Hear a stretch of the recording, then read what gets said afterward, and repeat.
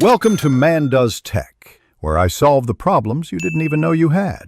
In this video, I will explain how to make delicious stew pork chops. First, select your pork chops, aiming for about 1 inch thick. You can use bone-in or boneless. Next, season them generously with salt, pepper, and any other spices you love. Then, in a hot pan with a little oil, sear the chops for 2 to 3 minutes per side until they achieve a beautiful golden brown crust. This step locks in flavor.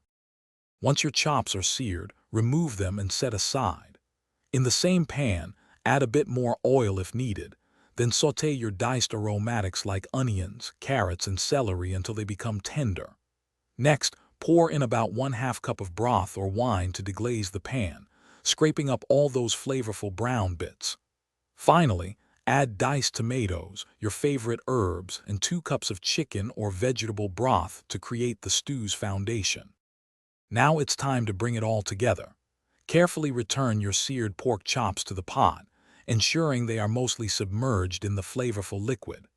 Bring the stew to a gentle simmer, then cover and cook for about 45 to 60 minutes, or until the pork chops are incredibly tender and easily pulled apart.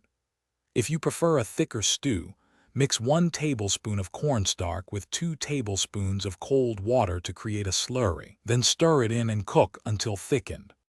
To finish your delicious stew, stir in some fresh herbs like chopped parsley or thyme right before serving to brighten the flavors.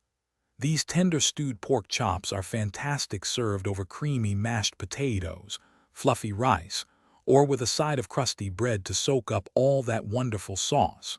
For other great deals and to check out the Owala water bottle, be sure to look for the links in the description below. Enjoy your comforting and flavorful meal. Thanks for watching. If you found this helpful, don't forget to like and subscribe.